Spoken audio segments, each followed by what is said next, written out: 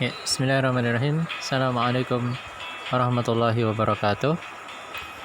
Bagaimana kabarnya anak-anak semuanya? Semoga senantiasa dalam keadaan sehat walafiat, selalu dijaga oleh Allah Subhanahu wa taala. Nah, pada kesempatan kali ini Ustaz Ahmad akan mencoba menyampaikan pembelajaran melalui media berupa PowerPoint ya, tentang satu bab terakhir di kelas 4 di semester 2 di tahun pelajaran 2019-2020 ya, yang menyisakan satu bab lagi, yaitu bab yang ke-9, yaitu tentang sudut. Ustaz berharap kalian semuanya dari bab-bab sebelumnya, materi-materi matematika sebelumnya, Ustaz berharap kalian sudah memahami gitu ya. Atau kalau misalkan ada dari kalian yang belum paham, yang belum mengerti, ya mari kita buka kembali ya, dibuka kembali buku-buku atau materi-materi sebelumnya ya, sehingga saat nanti kita selesai ya di akhir tahun ya, sebelum kita masuk ke tahun pelajaran baru, mudah-mudahan kita bisa melaksanakan ujian akhir semester, dan ketika ada ujian akhir semester itu kalian sudah mendapatkan materi dengan baik dan paham gitu ya tentang materi yang sudah diajarkan. Nah, pada kesempatan kali ini Ustaz Ahmad akan mencoba menyampaikan tentang bab yang ke-9, yaitu sudut. Nah, anak-anakku semuanya, ini seringkali yang menjadi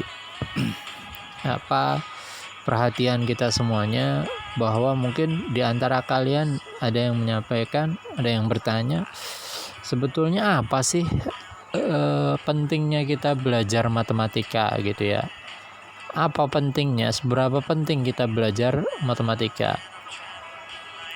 Padahal ketika di kehidupan sehari-hari bisa jadi banyak sekali materi-materi yang ada di matematika, yang ada di pelajaran matematika itu kadang tidak sepenuhnya bisa kita praktekkan begitu ya. Nah, pada kesempatan kali ini kita mencoba menyampaikan tentang pentingnya belajar matematika sebelum kita masuk ke bab sudut ya. Pada dasarnya matematika itu tidak hanya berupa ilmu pembelajaran dalam tingkat sekolah saja, tetapi ilmu matematika ini juga dapat diterapkan dalam kehidupan sehari-hari, bahkan dapat digunakan dalam pemecahan masalah yang berhubungan dengan hitung-menghitung. Nah, ini nih prinsipnya, bahwa pelajaran matematika itu yang paling pokok ya, yang paling mendasar itu adalah tentang hitung-menghitung ya, hitung-menghitung. Itu yang harus betul-betul kita kuasai terlebih dahulu, sehingga ketika kita menyelesaikan permasalahan dalam kehidupan sehari-hari ya, pasti banyak yang bersinggungan tentang masalah hitung-menghitung. Nah, matematika tersebut banyak diterapkan dalam proses perdagangan jual beli, pembangunan rumah, dan sebagainya. Nah, termasuk yang akan kita pelajari pada materi bab yang ke-9 ini, yaitu tentang sudut. Nah, anak-anakku semuanya, Ustaz Ahmad membagi bab yang ke-9 ini ada 5 poin, yaitu yang pertama tentang pengertian sudut, kemudian jenis-jenis sudut ya, kemudian membandingkan dua sudut, terus mencari besar sudut, dan yang terakhir adalah bagaimana cara mencari besar sudut menggunakan satuan baku dan satuan tak baku. Baik, tanpa berpikir panjang, tanpa berkata-kata yang mungkin akan membuat kalian menjadi bingung, maka kita segera mulai saja ya. Nah, anak-anakku semuanya, menurut kalian ya, apakah yang ada dalam bayangan kalian atau apakah yang kalian pikirkan tentang sudut? Ya, apa yang kalian ketahui tentang sudut? Ya, banyak ya. Nah, di sini Ustaz Ahmad akan menyampaikan bahwa pengertian sudut itu ialah daerah yang dibentuk oleh dua sinar atau garis lurus atau sudut yang dipertemukan menjadi satu. Nah, ini contohnya adalah garis A dan garis B. Itu dinamakan ya sinar garis atau kaki sudut ya. Kemudian yang di tengah itu ya, yang di garis tengah itu namanya sudut, dan yang di O ya, yang di titik O itu adalah namanya titik sudut. Jelas ya sampai di sini ya. Ini ya A C ya, garis AC itu adalah garis kaki sudut ya. Kemudian titik B itu adalah titik sudut, dan daerah sudut itu ya daerah yang terbentuk dari dua garis tadi, A dan C. Baik, selanjutnya itu tadi ya pengertian sudut. Selanjutnya kita akan masuk bagaimana atau seperti apa jenis-jenis sudut ya. Jenis-jenis sudut yang akan kita pelajari itu tidak terlepas dari 4 jenis sudut. Yang pertama yaitu sudut lancip, kemudian sudut siku-siku, kemudian sudut tumpul, dan yang terakhir sudut lurus ya. Sudut lancip itu ditandai dengan ciri ya antara sudutnya, besar sudutnya antara 0 derajat sampai dengan 90 derajat atau kurang dari 90 derajat ya. Ustaz ulangi lagi, sudut lancip itu besar sudutnya adalah antara 0 derajat sampai dengan ya kurang dari 90 derajat. Kemudian untuk sudut siku-siku itu sudut yang besarnya itu tepat 90 derajat. Kemudian sudut tumpul ya, sudut tumpul itu adalah sudut yang besarnya adalah antara 90 derajat ke atas ya sampai dengan 180 derajat. Kemudian untuk sudut lurus ya, sudut lurus itu tepat ya membentuk garis lurus yang dihitung besarnya adalah tepat 180 derajat. Nah, di sini kita sudah mendapatkan kesimpulan ya, sekali lagi bahwa sudut lancip itu adalah sudut yang kurang dari 90 derajat. Kemudian sudut siku-siku itu pas 90 derajat. Kemudian sudut tumpul itu lebih dari 90 derajat. Kalau sudut lurus itu tepat 180 derajat. Gitu ya, jelas ya anak-anakku semuanya. Gampang sekali untuk menandainya. Lancip, siku-siku, tumpul, lurus. Kurang dari 90, pas 90, lebih dari 90, dan yang terakhir pas 180 derajat. Ya, baik. Selanjutnya anak-anakku semuanya, kita masuk ke part yang ketiga, yaitu tentang membandingkan dua sudut. Ya, membandingkan dua sudut. Nah, di sini Ustadz Ahmad sudah memberikan gambar, yaitu ada sudut A dan sudut B. Sekarang Ustadz tanya, berdasarkan informasi yang sudah Ustadz jelaskan di depan, bisakah kalian menentukan atau memberikan pilihan dari dua gambar ini, A dan B, manakah menurut kalian sudut yang paling besar? Ya. Ya, yang jelas ya. Tentu barangkali kalian akan menebak ada yang A atau ada yang B. Nah, bagaimana caranya supaya kita bisa membandingkan dua sudut tersebut? Caranya adalah kita jadikan satu, ya, sehingga sudut A dan B ini menjadi berhimpit, ya. Jadi sudut yang berhimpit. Ya, contohnya ini, ya, kita gabungkan jadi sudut A dan sudut B. Maka di sini akan terlihat jelas bahwa sudut B tentu memiliki besar sudut yang lebih besar dibanding dengan sudut A. Ya, jelas ya. Nah, caranya tadi ya, jika kita ingin membandingkan dua sudut yang berbeda, maka caranya adalah kita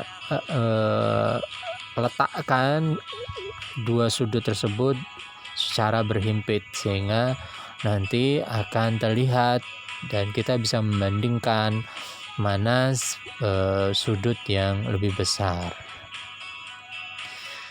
Nah, dari dua sudut di atas kita dapat menentukan manakah sudut yang lebih besar. Ya, jawabannya adalah sudut B. Ya, jelas ya sampai di part ketiga ini. Kemudian kita masuk ke part yang keempat, yaitu tentang bagaimana cara kita mencari besar sudut. Kira-kira bagaimana ya cara kita mencari besar sudut? Nah, untuk mengukur besar sudut, ya, dalam materi sudut untuk SD kelas 4 ini, kita dapat menggunakan sudut satuan. Apa itu sudut satuan? Ya, nanti akan kita jelaskan di slide yang berikutnya, ya. Yaitu khusus untuk di kelas 4 ini, ya, kita dapat menggunakan sudut satuan dalam rangka untuk mengukur besar sudut, atau bisa juga menggunakan busur derajat. Jadi ada dua cara, yaitu menggunakan sudut satuan dan menggunakan besar atau busur derajat. Nah, dengan kata lain, materi sudut matematika dalam tahap pengukuran besar ini berlaku sistem pengukuran satuan tak baku dan pengukuran satuan baku. Nah, akan kita jelaskan di slide berikutnya. Nah, selanjutnya, apa itu sudut satuan?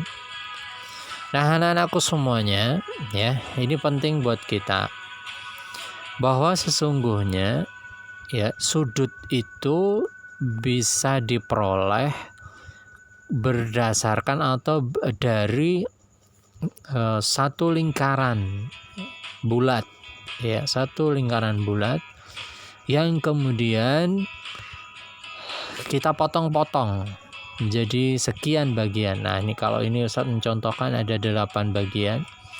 Ada satu lingkaran penuh yang kemudian dipotong menjadi 8 bagian. Nah, di sana akan kita bisa ketahui, ya, besaran sudut-sudut dari sekian bagian itu. Nah, inilah yang kemudian disebut dengan sudut satuan. Artinya kita tidak tahu berapa besar sudut yang ada di setiap bagian itu. Tapi kalau dengan aturan pembagian yang tetap begitu, ya, kalau ini satu lingkaran ini kan kalau penuh dianggap memiliki sudut 360 derajat, karena kalau garis lurus 180 ditambah 180 itu jadi 360 derajat ya. Kemudian yang tegak lurus itu kita kita tadi sudah mempelajari yang tegak lurus itu adalah sudut 90 derajat. Nah, gitu ya. Selanjutnya, nah kalau yang tadi menggunakan satuan gitu ya. Kalau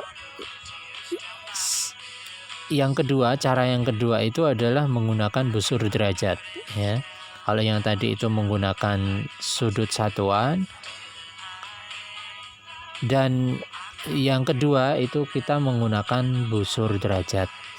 Pernahkah kalian melihat benda ini ya? Ini sudah mulai jarang kita temukan ya, karena kita sudah tidak pernah menghitung menggunakan busur derajat ini. Nah, tapi ini alat ini sangat membantu untuk kita ya, khususnya kalian ketika kalian menentukan besar sudut ya.